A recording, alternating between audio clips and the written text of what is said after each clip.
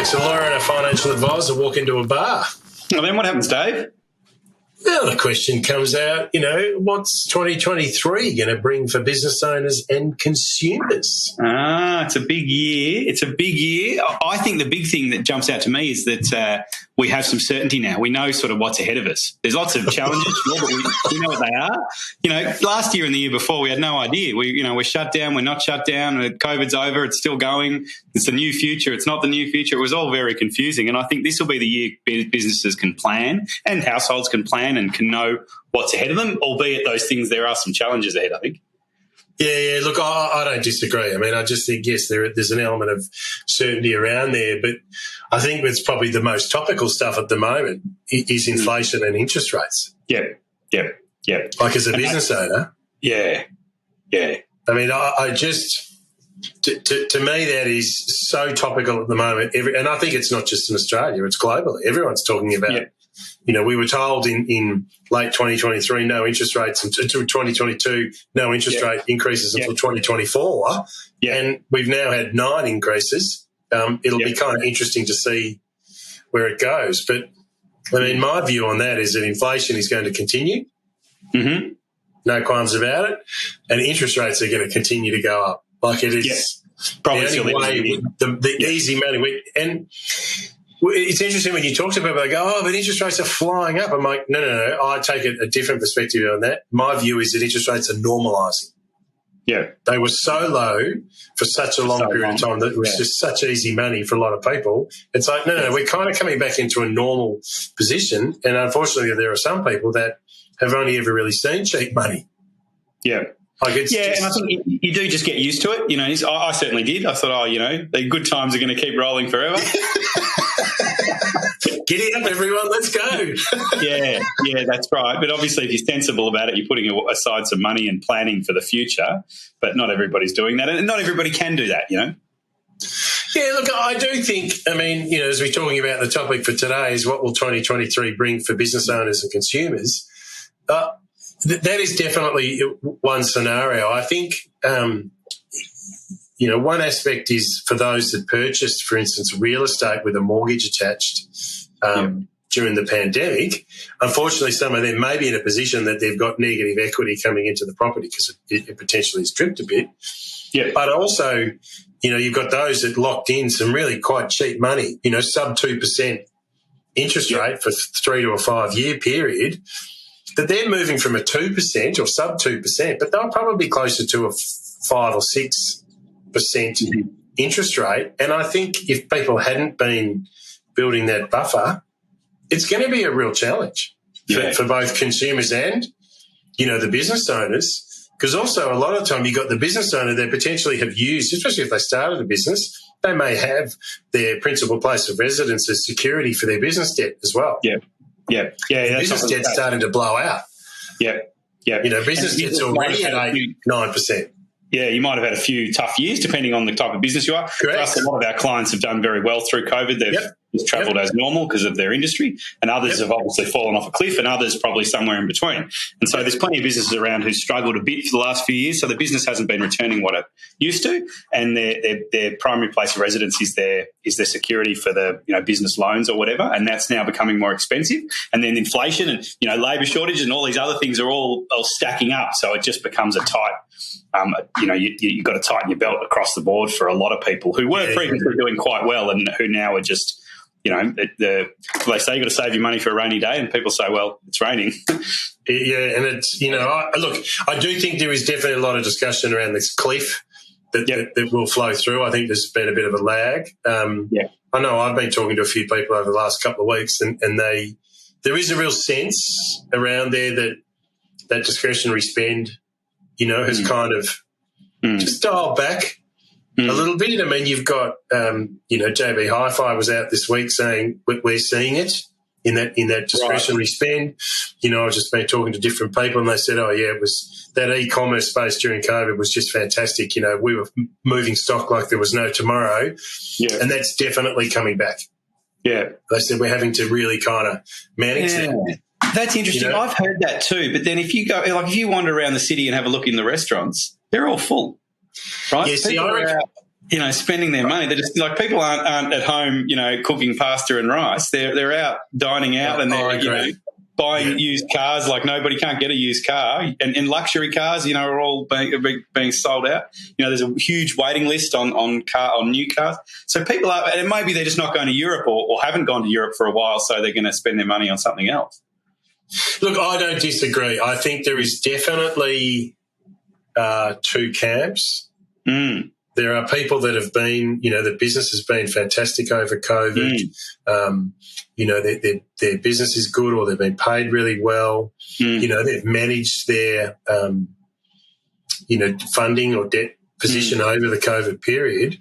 And so they do have a little bit of a buffer. And even if interest rates for them come back, they're not excessively geared into that principal asset. Yeah. And so from their point of view, they're like, well, it's not really that's such an issue. And I agree with you. You ring some of these restaurants to book and be like, yes, thank you, Mr. Martin. That will be April, first week of April we can take your booking. I'm like, what? Yeah. It's February. Yeah, yeah. So I do think but I do think also I am hearing anecdotally information from people that they're saying, look, yes, because we've had some of these bookings for dinners and they've gone, and even they've said, oh, my God, it was so expensive. We've walked out of there. It was a beautiful meal. I mean, a really good night, but it was $150 or $200 a head. Yeah. And they're like, it's 5 or 6 years. Wow. Like I'm happy to spend. Yeah. But, it was meant to be a nice sort of casual sort of dinner, and it's blown out. Now, maybe the way that they drink may have, helped a little bit. But there's no doubt about it. Just going out to eat is more expensive. I mean, I've got 4 kids, and we just go out to dinner. Yeah. Used to be able to do it for sort of $200. I reckon we'd struggle to get out the door before $350. Yeah, yeah. Even if you're having a sort of casual meal. Yeah, like it's just got more expensive. So I think definitely those days of that easy, I'll just do it. Well, you think? I mean, I don't know. Are you a coffee drinker as you head out in the alleys of Melbourne as you wander the streets? I am. I do enjoy a coffee, and they are going up. Yeah. Yeah. Someone said to me the other day they went and got a coffee and it was like $6 or $6.50 for a coffee. Yeah, yeah. Yeah, well, that reminds me of road trips to Uluru and going along the way, and you go to roadhouses in the middle of nowhere and you get the worst coffee you've ever had for about $7.50. I started buying those like a milkshake, a coffee milkshake, whatever they are. They're really bad for you. But you're like, well, I'd rather have one of them than have this dirty water that they're selling for $7.50 in the middle of nowhere. But now you're doing that in Melbourne, So it's ridiculous. Yeah, I mean, the topic. Yeah, so the topic for today, again, we were sort of just talking about what will 2023 bring for business owners and consumers. Yeah. And I do think there's almost a point where, for anyone, there's nowhere to hide. Yeah, I know what you mean. And it does affect people differently, but, it's all out there. Well, you're just seeing it. Go to the supermarket. I mean, and I love the way the suppliers to the supermarkets, they're like, no, we've maintained that price point. Yes, but you've shrunk the packaging.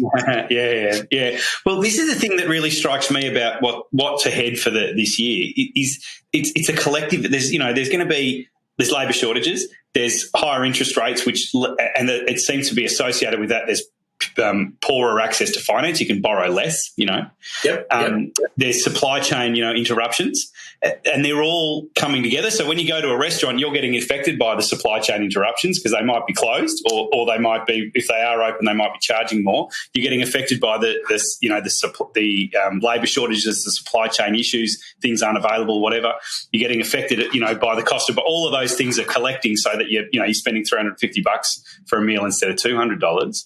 And it all kind of, it's got a multiplier effect, Oh, look, I agree. And it doesn't really matter. You can turn around and say, I'm going to cut some of my spending. Yeah. I mean, we got a notification from our utility provider that said, we just want to let you know, based upon your current usage at home, we're anticipating a minimum $1,500 increase in your bills for the next 12 months. Now, you multiply that through every household, and that was just for gas. That didn't include electricity. Yeah. You multiply that across the board, and this is where I think, more so probably for business owners, is there's definitely going to be challenges ahead, and they're just different all the time. But the big one will be, how do you maintain your margin? In your business. Great question. You can go, I've got to cop this, it's like, no. So there will be this increase in prices that will need to get passed through, because if you're getting a 15, 20, 30% increase in your input costs, that no business can continue to maintain that sale price if their input costs have gone up. And that's a big challenge that we see with a lot of people, is they're not as close to their input costs as they perhaps should be, or they don't really understand their margin as well as they should. And so all of a sudden it's like, trade's pretty good, where top line's good. It's like, but let's look at the bottom line. What are your input costs? And I think that's going to be one of the big things for business owners, is being across their numbers. How is my margin being affected, and can I continue to pass through, if appropriate, price increases? Because there's a point where you say, I can't keep absorbing this because I'll go out of business. Yeah. I think that's a great point. I talk to clients all the time who really are obsessed with their revenue. The revenue.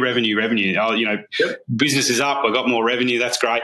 But their costs are going up, and perhaps some of their products they've got a good margin on, some of them don't. Some of their services have got a good margin, some of them don't, and they don't really understand the difference. And so the first point is knowledge. You've got to understand what your inputs are in relation to each of your lines of business. It might be you're making money over here and you should just stop doing that altogether, or it might be that you focus on lifting the margins in the underperforming ones, or whatever it is. But really, a lot of that comes down to pricing, getting the pricing right. And I think the second part, first part's knowledge, but the second part is then you sort of got to have the skills to, whether that's legal skills, getting your contracts right, or the guts, if you like, the communication skills to talk to your customers and explain why prices have got to go up if they do. And I think a lot of customers are more open to it. Sorry, go ahead. Yeah, and I think there's got to be the confidence. It's that if you're delivering a product or service that you have a belief in, and you provide a quality service or product, like there's a point where you go, why should I take on all of this risk, tie up all of my capital in a business that it's not making me any money? There is no point in doing that, and potentially you may lose some customers. That risk is always there, but I don't think that matters whether you're increasing your prices or not. You've got to make sure you're getting that commensurate reward for the risk that you're taking, and you've got to be open and be comfortable. And I agree with you from a legal contract point of view. Sometimes it's, you can only pass through a price increase every 12 months. Yeah. Some of them are on a fixed. I mean, we look at the building trade. How many people in these buildings have all of a sudden, fixed contracts, and now they're like, oh my God.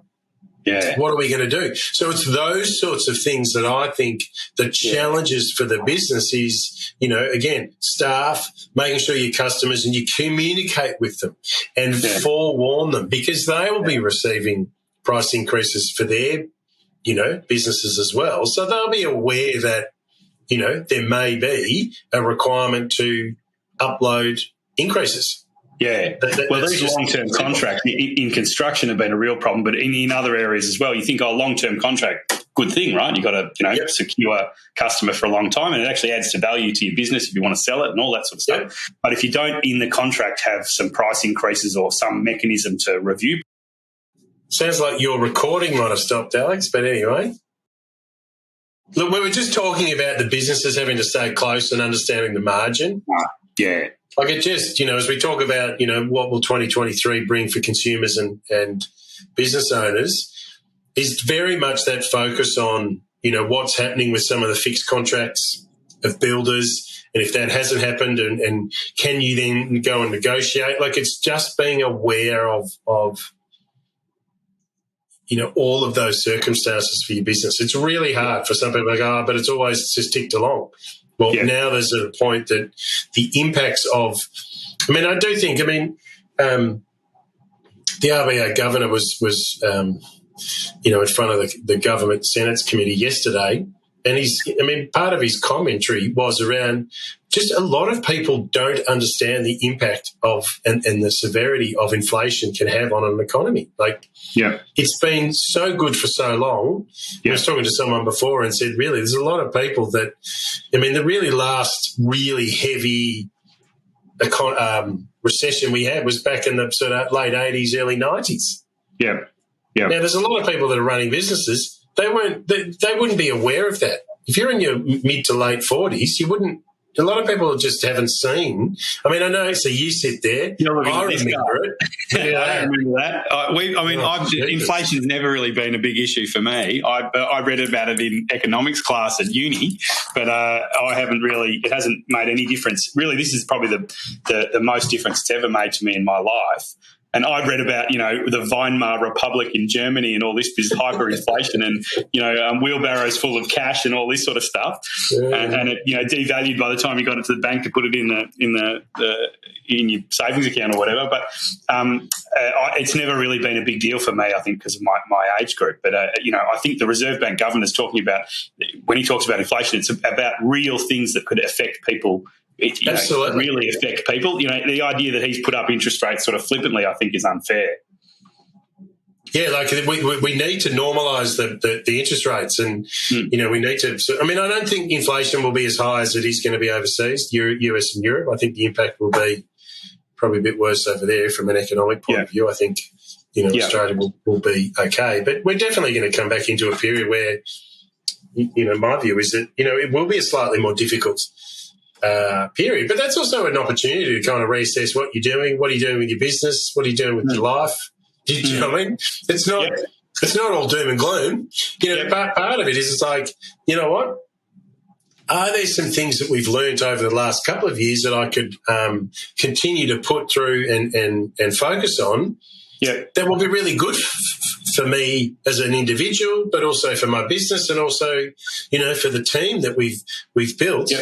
As much as there are some real challenges, pardon me, there is definitely some upside. And it's like, are we running a better business? Are we enjoying the business that we're doing? And are we having, or do we have some customers that really, if they don't want to accept the price increase, because we need to do that, you know what? Let's go elsewhere.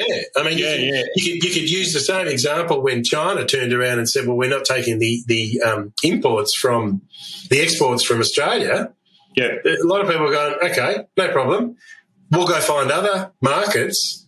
Yeah. And now that China's opened up a little bit more, people are going, I don't know really that we want to continue to trade as to the extent that we did. You can kind of go off and do some other stuff. We've got other options. Yeah. I just think it's not all doom and gloom. It just will be different. Yeah, I think COVID has helped us, and this sort of time of uncertainty has helped us develop stronger businesses and think outside the box, whether that's working from home, working hybrid, whether it's working more for our better customers, understanding our margins better. They're all good business practices anyway. And this has kind of forced us to do that. If we do now less work for our better customers, less work overall, but more work for our better customers, we might make a better margin and do less work, spend more time with our family, Correct. And because you're working from home, you might be spending even more time. That's a win-win, Well, that's what I'm saying. I don't think it's all as bad as everyone.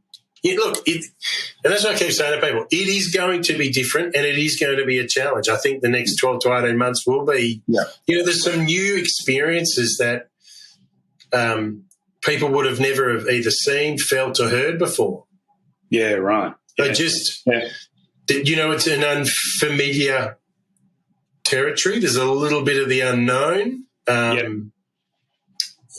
again, that can also give you an opportunity to sit back and reflect and kind of go, well, what could we do and how can we look at our business going forward, and as an individual, what would I like to do differently along the way?